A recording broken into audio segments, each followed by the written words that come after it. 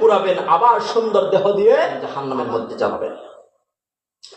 জ্বালানোর পর কেন একটি হাদিস থেকে প্রমাণ পেয়েছি, যারা রাসূলুল্লাহকে বিশ্বাস করে, মান ক্বালা লা ইলাহা ইল্লাল্লাহু দাখালাল জান্নাহ, যারা রাসূলুল্লাহকে বিশ্বাস করে, ঈমান এনেছে, মনে প্রাণে বিশ্বাস করেছে, রাসূলুল্লাহ বলেন আমার সেই উম্মত একদিন না একদিন হলো জান্নাতের মধ্যে আল্লাহ ঢুকাইয়া দেবে। এখন আমরা একদম সংক্ষিপ্ত দিকে চলে আসছি। অনেক জাহান্নামের আযাবের কথা আছে, যেহেতু আমি জানি হুজুর সময় চলে আসবেন, অনেক আলোচনার সামনে। একদম শেষ জাহান্নামে যে থাকবে, এখানে একটা মজার হাদিস থেকে বলতেছি, মজার একটি কথা আছে, আপনারা সবাই একটু সুন্নত আমল করবেন। আসছি সামনের দিকে। একদম শেষ জাহান্নামে যে থাকবে, তাকে নিয়ে আল্লাহ একটু মশকরা করবেন, খেলালীলা করবেন। সুবহানাল্লাহ বলবেন না? আর উচ্চ আওয়াজে সুবহানাল্লাহ। একদম শেষ জাহান্নামে যে আল্লাহর বান্দা থাকবে, আল্লাহ রাব্বুল আলামিন তাকে নিয়ে একটু খেলালীলা করবেন, একটু মশকরা করবেন। সহিহ বুখারীর হাদিস এসেছে, আব্দুল্লাহ ইবনে মাসউদ রাদিয়াল্লাহু তাআলা আনহু থেকে বর্ণিত, যখন সবাইকে আল্লাহ জাহান্নামের মধ্যে শাস্তি প্রদান করে জান্নাতের মধ্যে ঢুকিয়ে দেবেন, হঠাৎ করে দেখা যাবে জাহান্নাম থেকে আল্লাহর মাত্র একজন গোলাম জাহান্নামের একটা কোণার মধ্যে বসে বসে শুধু ইয়া হান্নান ইয়া মান্নান বলে চিৎকার করতেছে। আল্লাহু আকবার।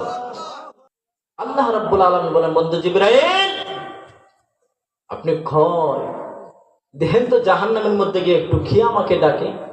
আমি তো জানি ডাকার মতো আর খেও না, তাহলে খেয়ে আমাকে ডাকে, একটু গিয়ে দেখে আসেন। রহমতের ফেরেশতা জিবরাইল আলাইহিস সালাম জাহান্নামের ময়দানে ঢুকে গেলেন।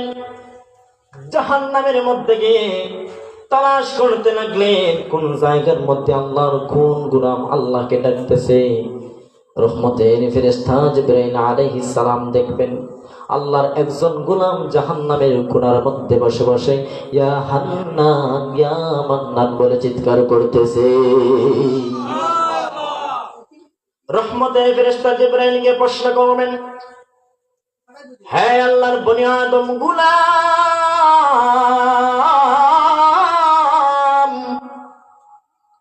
কেন তুমি আল্লাহকে ডাকছো? তোমাকে তো এখন আল্লাহকে ডাকার সময় নাই। আল্লাহকে ডাকার সময় তো দুনিয়ার জমিনে, ঠিক কিনা বলো? আল্লাহকে তুমি ডাকবা, আল্লাহর গোলামি করবা দুনিয়ার জমিনে। এই জায়গার মধ্যে আল্লাহকে ডাকার কোনো পারমিশন নাই, কেন ডাকতেছো? আল্লাহ আমাকে পাঠিয়ে দিচ্ছেন আমার কাছে। বরং গোলাম চোখের পানি ফেলে ফেলে বলবে, ওগো রহমতের ফেরেশতা জিবরাইল, আমি আল্লাহকে ওই কারণে ডাকতেছি, আমি জাহান্নামের আযাব আর সহ্য করতে পারতেছি না। আপনি রহমতের ফেরেশতা জিবরাইল আল্লাহর কাছে একটু সুপারিশ গিয়ে করুন, এই যে জাহান্নামের আগুন আছে, এই আগুন থেকে যেন আল্লাহ আমাকে বের করে নিয়ে এই যে সামনে একটি গাছ দেখতেছি, এই গাছের নিকটবর্তী যেন আল্লাহ আমাকে করে দেন। সুবহানাল্লাহ। এই যে একটি গাছ আগুন থেকে বের করে আল্লাহ যেন গাছের নিকটবর্তী করে দেন। রহমতের ফেরেশতা জিবরাইল আল্লাহর কাছে গিয়ে তার বান্দা কথাগুলো বললেন। আল্লাহ বলেন, রহমতের ফেরেশতা জিবরাইল, তাহলে যাও, বান্দাকে বলো আমি পারমিশন দিলাম, বান্দা যেন সেই জায়গা থেকে বের হয় ওই জায়গার মধ্যে আসে। আল্লাহু আকবার বলবেন না? আরো কিছু সময় পর সেই আল্লাহর গোলাম আবার চিৎকার মেরে বলে, ইয়া হান্নান ইয়া আল্লাহ ইয়া রহমান বলে চিৎকার করতেছে। আল্লাহু আকবার। আল্লাহ রাব্বুল আলামিন জিবরাইলকে বলে, বন্ধু জিবরাইল, বান্দা আবার কেন ডাকে? যাও গিয়ে দেখে আসো। বান্দার সঙ্গে জিবরাইল দেখা করবে, বান্দাকে প্রশ্ন করবেন, আবার কেন ডাকো? বান্দা বলবে, ওগো রহমতের ফেরেশতা জিবরাইল, আল্লাহকে আপনি গিয়ে বলবেন, ওই যে একটি সুন্দর গাছ দেখতে পাচ্ছি, ওই সুন্দর গাছের নিকটবর্তী যেন আল্লাহ আমাকে করায়া দেন। সুবহানাল্লাহ। জিবরাইল বলেন, তাহলে আল্লাহ তোমাকে একটি কথা দিয়েছেন, যে তুমি আর আল্লাহর কাছে কোনো কিছু চাইতে পারবা না। বান্দা বলে ঠিক আছে, আমি আর কোনো কিছু চাইবো না, শুধু এই গাছের নিকটবর্তী হলে চলবে, এই গাছের পানি খাবো এবং গাছের ছায়াগুলা আমি অনুভব করব। আল্লাহর কথা মাফিক বান্দাকে গাছের নিকটবর্তী করে দেওয়া হলো। আল্লাহর কথা মাফিক বান্দাকে গাছের নিকটবর্তী করে দেওয়া হলো। বান্দা গাছের নিকটবর্তী হয়ে গেল, আবার আল্লাহকে ডাকতেছেন। আল্লাহ বলেন বান্দা তো আমার দেখা যায় নিব খারাপ, বারবার ওয়াদা করে বান্দা আবার ওয়াদার খেলাফ করে। এই বন্ধু আমার জীবনে যাও যাও গিয়ে দেখি আসো, বান্দা কেন আমি আল্লাহকে ডাকি, বান্দাকে বলে আসবো আমি আল্লাহকে যেন না ডেকে এইবার লাস্ট পারমিশন বান্দাকে দিয়ে আসবা। রহমতের ফেরেশতা জিবরাইল গিয়ে বলে কেন বারবার তুমি আল্লাহকে ডাকো, কেন বারবার আল্লাহকে ডাকো? এই আল্লাহর গোলাম বলবেন আমার এই শেষ আশা, এই যে জান্নাতের দরজার সম্মুখে আমি একটি সুন্দর গাছ দেখতে পাচ্ছি, ওই গাছের নিকটবর্তী যেন আল্লাহ আমাকে নিয়ে নেয়, আমি আর আল্লাহর কাছে কোনো কিছু চাইব না। সংক্ষিপ্ত করে বলতেছি, আল্লাহর কথা মাফিক বান্দাকে সেই জান্নাতের দরজার সম্মুখে গাছের নিকটবর্তী আল্লাহ দিয়ে দিবে। এখন এই যে মনে করুন পর্দা, এই পর্দার ভেতরে চলতেছে ওয়াজ, আর বাহিরে কেউ মনে করুন মহিলা, উদাহরণ বলতেছে আমি, উদাহরণ মনে করুন বাহিরে কেউ আছে অথবা আসতে পারতেছে না, বেমার অসুস্থ, সেই আল্লাহর বান্দা বাড়ি থেকে আফসোস করতে যা, হারে যদি হুজুরের প্রধানত যদি হুজুরের চেহারাটা দেখতে পারতাম তাহলে কত না ভালো লাগতো, ঠিক কিনা বলো? এইভাবে বান্দা যখন জান্নাতের নিকটবর্তী হয়ে গেল, জান্নাতের নিকটবর্তী হয়ে যাওয়ার পর বান্দার কানের মধ্যে আওয়াজ চলে আসে, জান্নাতের ভিতরে কি হচ্ছে না হচ্ছে বান্দার কানের মধ্যে আওয়াজ আসছে।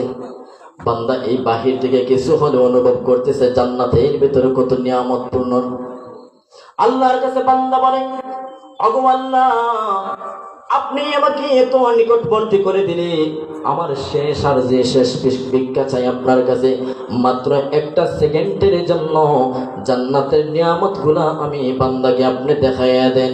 আল্লাহ বলে বান্দা আমি আল্লাহর সাথে কি মশকরা করো, আমি আল্লাহর সাথে কি তুমি লীলা খেলা করতেছো? সঙ্গে সঙ্গে বান্দা বলে গো আল্লাহ, আমি মশকরা করতেছি না, আমি লীলা খেলা করতেছি না, আপনি আল্লাহ আমি গোলামের সাথে ঠাট্টা বিদ্রুপ করতেছেন। সুবহানাল্লাহ। বান্দা বলতেছে আল্লাহকে, আল্লাহ আপনি আমার সাথে মশকরা করতেছেন, ওয়াদাল্লাহি হাক্কা, আপনি আল্লাহর ওয়াদা কি মিথ্যা? সুবহানাল্লাহ বলবেন না? আল্লাহর ওয়াদা কি মিথ্যা হতে পারে? আল্লাহ সঙ্গে সঙ্গে একটু হাসি দিলেন, কুদরতি হাসি। কুদরতি হাসি দেখে এই হাদিসের মধ্যে এসেছে রাসূলুল্লাহ হাসলেন, যিনি হাদিস বর্ণনা করেছেন আব্দুল্লাহ ইবনে মাসউদ হাসলেন। তাহলে এই হাদিস শুনে আমরা একটু মুচকি হাসি দেই, মুচকি হাসি, এটা সুন্নাত আমলের সওয়াব পেয়ে গেল। সুবহানাল্লাহ।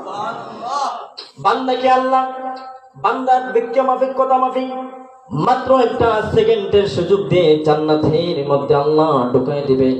বান্দাকে একটা সুযোগ দিয়ে দিবেন, বান্দা জান্নাতের মধ্যে ঢুকে এমন ধর দিবে, বান্দা সমস্ত জান্নাত দৌড়াতে দৌড়াতে ঘুরে শেষ করতে পারবে না।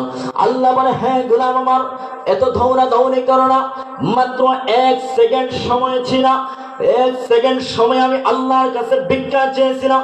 ওরে আমার গোলাম শোনো, এক সেকেন্ড চলে গেছে, এক ঘন্টা চলে গেছে, এমনকি একদিন অতিবাহিত হয়ে যাচ্ছে, তুমি গোলাম কি জান্নাত থেকে বের হবে না? এই বান্দা আল্লাহকে ডেকে ডেকে বলি ওগো আল্লাহ, আপনি না ওয়াদা করেছেন আপনার গোলামেরা যদি একবার জান্নাতের মজলিসের মধ্যে ঢুকে যায়, সেই গোলাম চিরস্থায়ী জান্নাতের মধ্যে বসবাস করবে, সেই গোলাম চিরস্থায়ী জান্নাতে বসবাস করবে। আল্লাহ আমি ঢুকে গেছি, আপনার ওয়াদা তো মিথ্যা নয়, তাহলে আমি কেন বের হব? আল্লাহ বলেন বান্দা তুই তো আমার চেয়ে তোর বড় চালাক, তাহলে আমি আল্লাহ তুই বান্দার প্রতি খুশি হয়ে এই দুনিয়ার সমান 10টা জান্নাত আমি আল্লাহ তোকে দিয়ে দিলাম। সুবহানাল্লাহ। এর জন্য সম্মানিত হাজির, বান্দা জান্নাতে ঢুকে যাবে, জান্নাতেই কত নাজ নিয়ামত আল্লাহর তরফ থেকে আমাদেরকে কত নিয়ামত দেওয়া হবে। জান্নাতের মধ্যে কত সুন্দর সুন্দর হুরপরীরা থাকবে। জান্নাতের মধ্যে বান্দা পেক পেকে শুধু চায়া থাকবে। আল্লাহ বলে, হ্যাঁ গোলাম যাও যাও, এই যে হুরেরা দেখতেছো সমস্ত গুলা তোমার জন্য বরাদ্দ করে দিয়েছি। সেই হুরপরীরা কেমন? কুরআন কারীমের মধ্যে আল্লাহ বলেন, ওরা পুত পবিত্র, ওরা একদম পবিত্র। ওয়া আজওয়াজুম মুতাহহারাত, একদম পবিত্র। সেই হুরেরা এত সুন্দর সংক্ষিপ্ত করে কথা বলতেছি, এত সুন্দর হাদিসে মোবারকের মধ্যে এসেছে, জান্নাতের একজন হুর যদি তার তালু দিয়ে দুনিয়ার জমিনের দিকে এইভাবে শুধু একটা বার ধরে রাখতো, হাদিসে মোবারকের মধ্যে রাসূলুল্লাহ জান্নাতের সাবানে মোবারকে বলেন সমস্ত দুনিয়ার জমিনে আলোতে ভরপুর হয়ে যেত। তো সম্মানিত হাজির, জান্নাতে ঢুকলাম। আসলে সময় সংকীর্ণতার কারণে সবগুলো বলা যায় না, এবং মজার কথার মধ্যে আসছি। যাই হোক, হুজুরা আলোচনা করবেন। জান্নাতে ঢুকবো, জান্নাতে অনেক নিয়ামত দেওয়া হবে। কি নিয়ামত? আপনি যা চাইবেন এক কথাই হলো তা পেয়ে যাবেন। সুবহানাল্লাহ। জান্নাতের মধ্যে আপনার 2 জন স্ত্রী থাকবে, আল্লাহর তরফ থেকে আর 70 জন থাকবে, আপনাকে আল্লাহ 72 জন স্ত্রী দেওয়া হবে। আপনি তো আল্লাহকে প্রশ্ন করবেন, আল্লাহ এত স্ত্রী আমি কেমন ভাবে সামলাবো? আল্লাহ বলেন, বান্দা আমি তোকে 100% শক্তি দিয়ে দিলাম। সুবহানাল্লাহ। এইভাবে জান্নাতে অনেক নাজ নিয়ামত।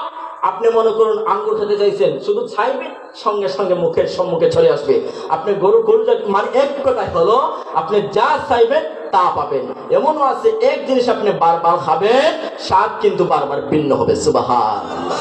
এর জন্য এইভাবে আল্লাহ রাব্বুল আলামিন বারবার জান্নাতের মধ্যে আপনাকে আমাকে পুরস্কার দিতে দিতে দিতে দিতে শেষ মুহূর্তে আমি ছড়ে যাচ্ছি।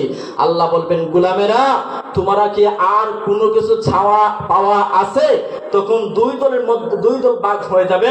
এক দল বলবে, আল্লাহ আমরা পেয়ে গেছি, আর লাগবে না। আরেক দল বলবে, আল্লাহ আমাদের একটি জিনিস বাকি আছে। সুবহানাল্লাহ বলবেন না? আরো এক দল বলবে, আল্লাহ আমাদের এক জিনিস চাওয়া রয়েছে। আল্লাহ বলবে, গোলাম কি বাকি রয়েছে? সেই দল হলো উলামায়ে কেরামগণ। হাদিসে রাওয়াতের মধ্যে এসেছে তারা হলেন ওলিউল্লাহ, আল্লাহর বন্ধু। সেই উলামায়ে কেরামগণ হলেন সেই দিন আল্লাহর কাছে বলবেন, আল্লাহ সব পেয়ে গেছে, একটা জিনিস চাওয়ার বাকি আছে। আল্লাহ বলে, বান্দা আমি আল্লাহর কাছে তুমি আর কি চাওয়ার বাকি আছে? সেই সমস্ত জাতি, সেই সমস্ত জান্নাতি মেহমানরা বলবে, শুধু একমাত্র আপনি আল্লাহকে আমার পাওয়া বাকি আছে। আল্লাহ রাব্বুল আলামিন সেই দিন বান্দাদেরকে কুদরতি চেহারা দেখায় দেবে। হাদিসে মুবারকের মধ্যে এসেছে সেই দিন আল্লাহ বান্দার সম্মুখে ওনার দিদার দর্শন দিবেন। সেই দিন আল্লাহ বান্দাদেরকে সুন্দর আল্লাহর কুদরতি চেহারা দেখায় দিবেন। সেই আল্লাহর কুদরতি চেহারা দেখে সমস্ত জান্নাতবাসীরা সঙ্গে সঙ্গে সিজদার মধ্যে পড়ে যাবে। আল্লাহ রাব্বুল আলামিন বলেন, হে আমার গোলামেরা শোনো, আজকে জান্নাতের মজলিসে এসে কোনো ইবাদত বندگی করা লাগবে না। জান্নাতের মজলিসে আমি আল্লাহকে সিজদাও করা লাগবে না। তোমরা শুধু আমি আল্লাহকে আজকে দেখতে থাকো, আজকে দেখতে থাকো। আজকে জান্নাতে ঢুকছো, চিরস্থায়ী তোমাদের জন্য জান্নাত। আমি আল্লাহ তোমাদেরকে জান্নাত থেকে আর বের করব না। আমি আল্লাহ তোমাদেরকে আর কোনোদিন মৃত্যুবরণ দেব না। সেই দিন বান্দারা এমন ভাবে আল্লাহকে দেখবেন, হাদিসে মুবারকের মধ্যে এসেছে যেইভাবে পূর্ণিমার ছাদ একদম স্পষ্ট ভাবে আমরা লক্ষ্য করে দেখতে পারি, সেই দিন স্পষ্ট ভাবে আল্লাহকে আমরা সবাই দেখতে পারবো। আল্লাহ রাব্বুল আলামিন যেন আমাদের সকলকে ইন্নাল্লাযীনা আমানু ওয়া আমিলুস সালিহাতি কানাত লাহুম জান্নাতুল ফিরদাউসি নুজুলা। আল্লাহ রাব্বুল আলামিন যেন এই আয়াতের প্রেক্ষিতে আমাদেরকে ঈমান ও আমল করার তৌফিক দিন, ঈমানের সহিত চলার তৌফিক দেন। আল্লাহ যেন আমাদের সকলকে এইভাবে যেইভাবে খান্দেপাড়া মসজিদে বসে আছি জান্নাতের মজলিসে যেন আল্লাহ আমাদের সকলকে একত্রিত বসার তৌফিক দেন। উচ্চ আওয়াজে সমস্যার কণ্ঠ বলি আল্লাহুম্মা আমিন। ওয়া আখিরু দাওয়ানা আলহামদুলিল্লাহি রাব্বিল আলামিন।